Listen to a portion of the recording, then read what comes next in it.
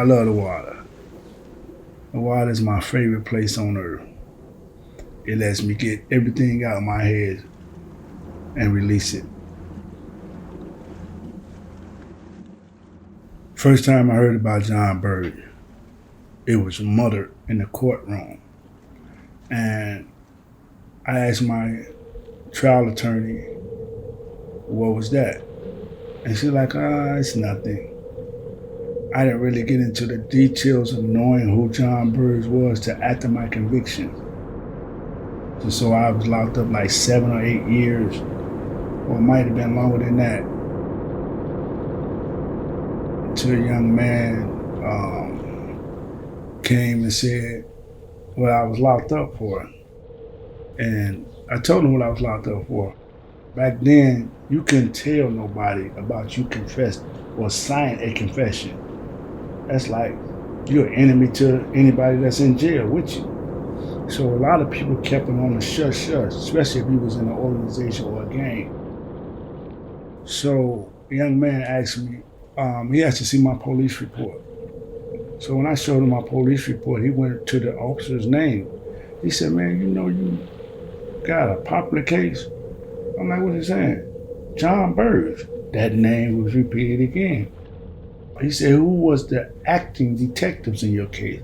I said, Michael Kill and Victor Brisker. He said, what? I got Michael Kill in my case too. He started showing me documents that was in court, civil suits on Jon Burge and Michael Kill.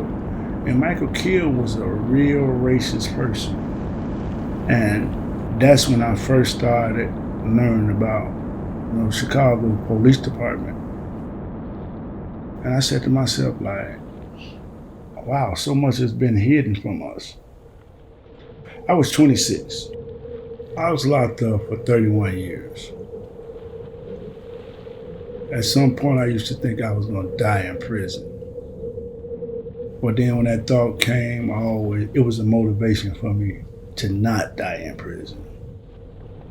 I used to take these words from a young lady that really brought me into my writing at a young age, Dr. Barrows. And she said, what would your legacy be? I didn't want my legacy to be like, or when people think about me, this guy fought, but he died while in prison. So that motivated me to not die in prison. To go back in my brain cells and think about the major things that I wanted to do was come home, make my mama proud of me for fighting a system that I know I ain't had the power to do on my own.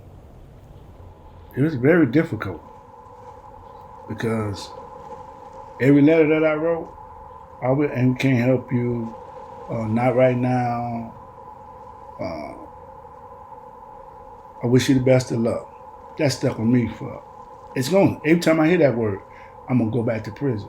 In my mind, go back to prison. Because not right now.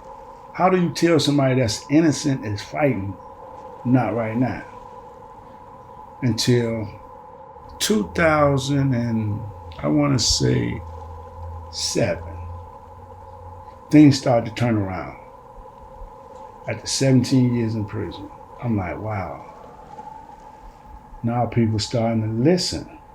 The next year, which is 2008, they came out with a torture committee.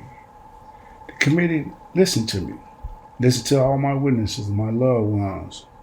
2010, I started having a little hope. 2012, I'll never forget this.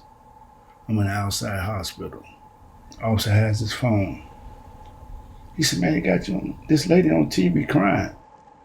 She's saying your name. I said, man, stop playing, man. So we got through my appointment at UIC. We got back to the prison a little bit after 10.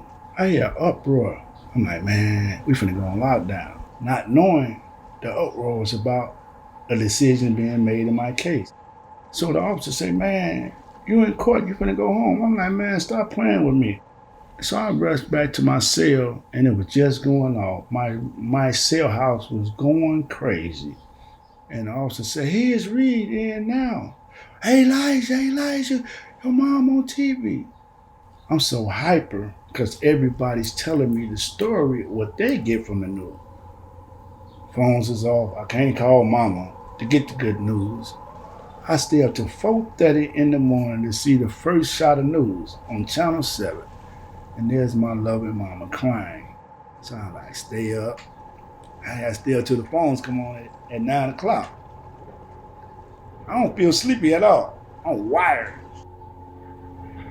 Mama, see her, I get the phone. They give me the phone first. I said, Mom, what's that? Baby, I'm out here in the parking lot. I'm on my way in to see you.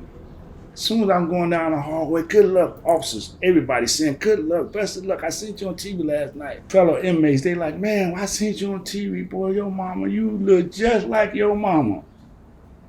This is one of the happiest days of my life in prison. See my mom, I get a hug. They give me an extended hug for her. And we just cried. She like, baby, it won't be long. But it was 8 years later. Fighting after fighting after fighting after fight. A lot of my friends say, man, you need to go and cop out. And I stuck with it because my mama told me to. I want to just throw the towel in a lot of times because I didn't want to miss no more years without my mom because they already took a lot from me.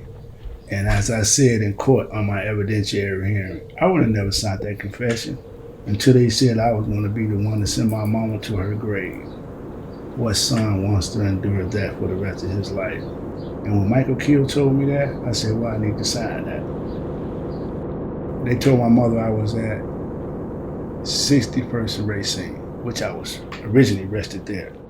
But at night, they would take me to 39th in California and do their little dirty stuff on us. And this went on for a couple of days. And why it's so important to me to talk about is my mom and dad was looking for me. And they said we didn't know where he was at, but I was hidden there. And soon as somebody found my mom went there, they would take me out the back door and take me back to 61st Street like I was never there. I'm gonna try to compose my emotions right now because I never want to live that again. And I don't want nobody else to live.